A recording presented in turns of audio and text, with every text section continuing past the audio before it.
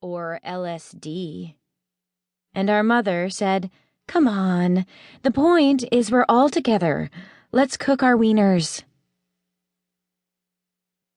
The propane stove had an oil leak and exploded into 4-foot flames and charred the picnic table, but while that was happening, Elfrieda danced around the fire singing "Seasons in the Sun" by Terry Jacks, a song about a black sheep saying goodbye to everyone because he's dying. And our father swore for the first recorded time, "What in the Sam Hills?" and stood close to the fire, poised to do something. But what? What?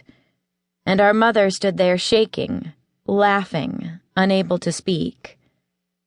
I yelled at my family to move away from the fire, but nobody moved an inch, as if they had been placed in their positions by a movie director, and the fire was only fake, and the scene would be ruined if they moved.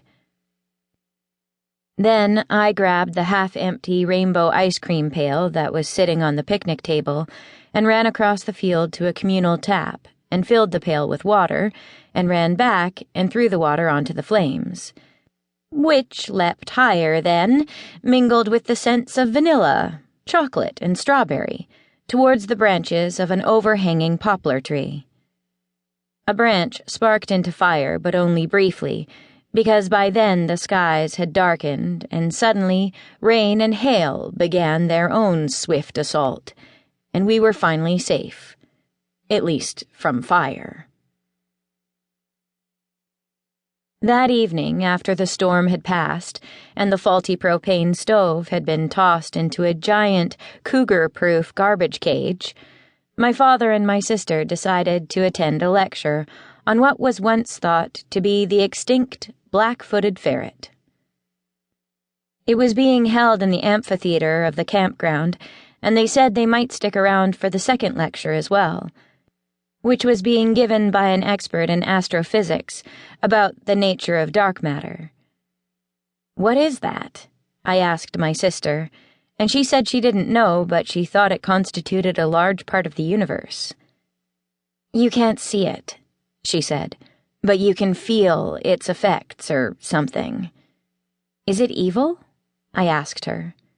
She laughed, and I remember perfectly, or should I say I have a perfect memory of, how she looked, standing there in her hot pants and striped halter top, with the shadowy, eroded badlands behind her, her head back, way back, her long, thin neck and its white leather choker with the blue bead in the center, her burst of laughter like a volley of warning shots, a challenge to the world to come and get her if it dared.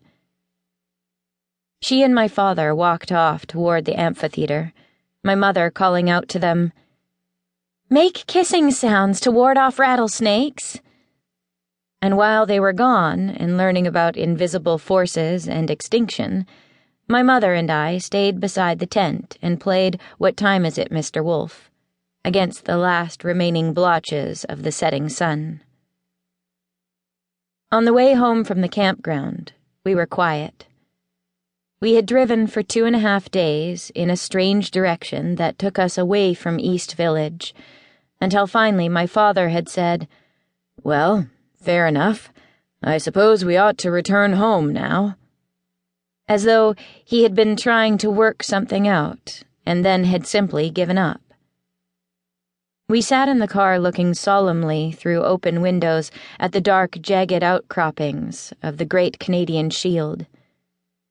"Unforgiving," said my father, almost imperceptibly, and when my mother asked him what he had said, he pointed at the rock and she nodded, "Ah," but without conviction, as though she had hoped he'd meant something else, something they could defy, the two of them.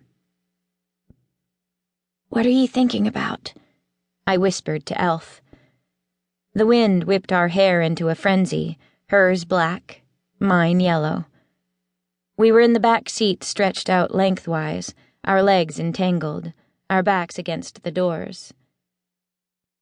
Elf was reading Difficult Loves by